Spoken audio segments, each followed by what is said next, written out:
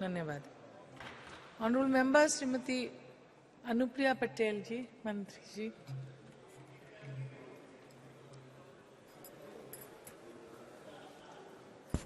धन्यवाद सभापति महोदया। इस महत्वपूर्ण विषय पर आपने मुझे मेरी बात रखने का अवसर दिया। आज हम इस नए संसद भवन के अंदर चंद्रयान 3 की सफलता और भारत की अंतरिक्ष के क्षेत्र में जो भी उपलब्धियां रही हैं उसके संबंध में विचारों का आदान प्रदान कर रहे हैं। सभापति महोदया, गत 23 अगस्त 2023 को भारत ने चंद्रमा की सतह पर अपने तिरंगे को लहराने की उपलब्धि प्राप्त की है और इसके साथ ही भारत चंद्रमा की सतह पर उतरने वाला दुनिया का चौथा देश बन गया है और दक्षिणी ध्रुव पर उतरने वाला दुनिया का पहला देश बनकर उभरा है। चंद्रयान 3 की सफलता के बाद हमने आदित्य L1 की सफलता को भी देखा और आज देश में गगनयान की भी बात हो रही है। और मैं इस अवसर पर, चूंकि मैं बहुत देर से अपने साथी सांसदों के विचारों को भी सुन रही हूं, तो मैं जरूर कहना चाहूंगी कि जब बात भारत की उपलब्धियों का जश्न मनाने की हो तो किसी भी प्रकार का आपसी विवाद नहीं होना चाहिए। भारत के अंतरिक्ष क्षेत्र की जो यात्रा है वो 6 दशक से भी लंबी रही है और इसमें कोई भी किसी प्रकार का कोई मतभेद नहीं होना चाहिए कि इतने वर्षों की यात्रा में भारत के अंदर अलग अलग जो सरकारें रहीं, जो हमारे तमाम प्रधानमंत्री रहे जिन्होंने देश का नेतृत्व किया और जो हमारे महान वैज्ञानिकों की तमाम पीढ़ियां रहीं, उन सब के सामूहिक और सतत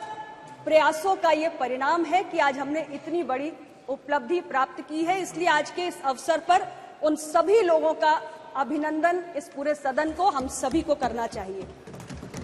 अध्यक्ष महोदया, बजट की बातें भी मैं कुछ साथी सांसदों के मुख से सुन रही थी, इसलिए मैं जरूर कहना चाहती हूं कि कुछ विषय ऐसे होते हैं कि जब हमारी इच्छा शक्ति अत्यंत प्रबल होती है तो संसाधनों का अभाव कोई भी बाधा पैदा करने लायक ही नहीं बचता है। लेकिन हमारी सरकार ने इस सेक्टर को हमेशा बहुत प्राथमिकता दी है और 2014 में जब प्रधानमंत्री नरेंद्र मोदी जी के नेतृत्व वाली सरकार आई, उस वक्त जो बजट स्पेस डिपार्टमेंट को दिया जाता था तो 5,168 करोड़ हुआ करता था, जिसे हमारी सरकार ने इतने वर्षों में बढ़ाकर 13,000 करोड़ कर दिया है। हमें यह भी समझने की आवश्यकता है कि जहां एक और देश इस उपलब्धि से गौरवान्वित हुआ है, तो इसके अलावा इस उपलब्धि से जो स्पेस सेक्टर में हमने प्राप्त किया है, देश के आर्थिक विकास का मार्ग भी प्रशस्त हुआ है। बहुत सारे ऐसे स्टार्टअप्स, लगभग 140 स्टार्टअप्स हैं आज स्पेस सेक्टर में, और मैं कहना चाहती हूं इस अवसर पे कि 2016 के पहले भारत में कुछ 100 स्टार्टअप्स हुआ करते थे, लेकिन 2016 में हमने जब स्टार्टअप के इकोसिस्टम को बढ़ाना शुरू किया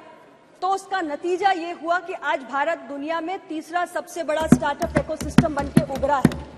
हमारे देश के युवा आज यूनिकॉर्न्स बना रहे हैं। 100 से ज्यादा हम यूनिकॉर्न्स बना चुके हैं। 1 लाख से ज्यादा DPIIT रेकग्नाइज्ड स्टार्टअप्स हैं हमारे पास, और स्पेस सेक्टर में हमारे देश के युवाओं ने 140 के करीब स्टार्टअप्स बनाकर खड़े किए हैं। और स्टार्टअप्स और बहुत सारी कंपनियां हैं जो आज स्पेस टेक्नोलॉजी के क्षेत्र में, एरोस्पेस के क्षेत्र में, डिफेंस R&D के क्षेत्र में काम करती है, जिनके लिए इस उपलब्धि के बाद अनेक अवसर काम करने के पैदा हुए हैं। इसके साथ ही ऐसी बहुत सारी स्पेस सेक्टर में काम करने वाली भारतीय कंपनियां जिनके अंदर अब और काम करने की दिलचस्पी बढ़ेगी, क्योंकि इस चंद्रयान 3 के सफलता के माध्यम से हमारी जो अपनी इंडिजिनस टेक्नोलॉजिकल प्रोविस है उसको भी हमने दुनिया के सामने प्रदर्शित किया है। सभापति महोदय, सबसे बड़ी उपलब्धि अगर मैं कहूं तो आज ये है कि भारत एक लीडिंग प्लेयर के रूप में रिकॉग्नाइज हुआ है अंतरिक्ष अभियानों के मामले में। यानी स्पेस एक्सप्लोरेशन और साइंटिफिक रिसर्च में आज भारत की जो ग्लोबल रेपुटेशन है वो बड़ी है, और तमाम जो अंतर्राष्ट्रीय कम्युनिटी है वो भारत को ज्यादा मान्यता, ज्यादा रिकॉग्निशन दे रही है। और कहा जाता था कि एक बड़ा एक्सक्लूसिव क्लब होता है US का, रशिया का, चाइना का, जिसमें भारत को प्रवेश मिलने में कठिनाई होती थी, लेकिन आज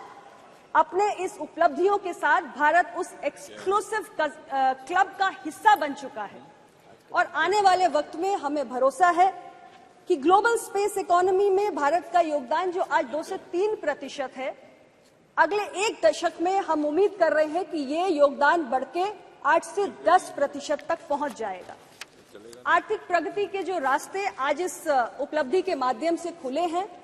भारत आज दुनिया की 5वीं सबसे बड़ी अर्थव्यवस्था बनके उभरा है। आने वाले समय में हमने कल्पना की है कि भारत दुनिया की 3री सबसे बड़ी अर्थव्यवस्था बनने जा रहा है। तो ये उस दिशा में उस लक्ष्य के प्रति योगदान का भी एक और माध्यम हमारे लिए बनकर तैयार हुआ है। अध्यक्ष महोदय, भारत की आज जो ग्लोबल रेपुटेशन बढ़ी है, उसके आधार पर हम ये भी कल्पना कर सकते हैं और उम्मीद कर सकते हैं कि आने वाले समय में स्पेस सेक्टर में बहुत सारे जो अंतर्राष्ट्रीय स्तर पर कोलैबोरेशंस होते हैं, जो पार्टनरशिप्स होती हैं अलग अलग स्पेस फेयरिंग नेशंस के साथ, उसमें भी भारत के लिए तमाम संभावनाएं बढ़ती हुई प्रतीत हो रही हैं। मैं माननीय प्रधानमंत्री जी के लिए जरूर कहना चाहती हूं कि हमारे प्रधानमंत्री जी ने स्पेस टेक्नोलॉजी के महत्व को समझा है, उसकी उपयोगिता को समझा है और इसलिए इसकी उपयोगिता पर बल देते हुए उन्होंने तमाम मंत्रालयों के कामकाज में इसके विस्तार करने के लिए भी अपने मंत्रिमंडल और अपनी पूरी टीम को प्रेरित किया है। एक समय में हम 20 मंत्रालयों में इसका उपयोग करते थे, लेकिन आज वो संख्या बढ़कर 60 हो चुकी है, यानी कि 60 मंत्रालय ऐसे हैं जिनके विभिन्न कामकाज में हम इस तकनीक का आज उपयोग कर रहे हैं। और बहुत सारे ऐसे हमारे प्रोग्राम्स हैं, जैसे मनरेगा है, PMGSY है, PMKSY है, अमृत है, PM फसल बीमा योजना है, UIDAI है, स्वामित्व है। ऐसी बहुत सारे हमारे जनहित के प्रोग्राम्स हैं जिसमें एक बेहतर गवर्नेंस के लिए हम स्पेस टेक्नोलॉजी का उपयोग भी कर रहे हैं। सभापति महोदय, भारत के वैज्ञानिकों के भीतर बहुत प्रतिभा है, बहुत क्षमताएं हैं और एक के बाद एक इन 6 दशकों में हमने अपने वैज्ञानिकों की उपलब्धियों को देखा है। लेकिन क्षमताओं को, प्रतिभा को, कौशल को, उसे फलने फूलने के लिए एक अनुकूल वातावरण की आवश्यकता होती है और हमारी सरकार ने माननीय प्रधानमंत्री जी के दूरदर्शी नेतृत्व के माध्यम से एक ऐसा अनुकूल वातावरण उपलब्ध कराया है जिसमें हमारे वैज्ञानिकों की प्रतिभा फली फूली है और इतनी बड़ी बड़ी उपलब्धियां हमें समय समय पर हासिल हो रही हैं। हमारी सरकार के मुखिया माननीय प्रधानमंत्री जी ने स्पेस सेक्टर को प्राथमिकता देते हुए जब हमारी सरकार आई तो इसमें बहुत सारे रिफॉर्म्स लाने का काम किया और यहां तक कि जो हमारा भारतीय स्पेस प्रोग्राम है उसके अंतर्गत जो प्राइवेट प्लेयर्स हैं उनकी भागीदारी को भी काफी हद तक बढ़ाया। यहां तक कि 2022 में हम अपनी एक इंडियन स्पेस पॉलिसी लाए और उसकी भी हमने घोषणा की। तो ये सारे कदम हमने इस नजरिए से उठाए कि हमारा ये जो अंतरिक्ष विभाग का कार्यक्रम है, हमारा जो स्पेस मिशन है, वो आगे बढ़े। और आज हम ये मानते हैं कि जिस पैशन के साथ हमारे देश के वैज्ञानिक काम कर रहे हैं और जो माहौल हमारी सरकार उपलब्ध करा रही है, जो वातावरण हमने क्रिएट किया है, उसमें आने वाले समय में भी जो अभी मैंने जिक्र किया कि आदित्य L1 के बाद अब हम गगनयान की भी बात कर रहे हैं, तो ऐसी और बड़ी बड़ी उपलब्धियां हैं जिसको आने वाले समय में हम हमारे देश के साइंटिस्ट प्राप्त करके दिखाएंगे। भारत नई ऊंचाइयों पर जाएगा और 2047 में जो हमने भारत को विकसित भारत बनाने का एक सपना देखा है, उस विकसित भारत के संकल्प को पूरा करने में हमारे सभी देशवासियों का जो योगदान हो रहा है, उसमें हमारी जो साइंटिफिक कम्युनिटी है और हमारा स्पेस डिपार्टमेंट है,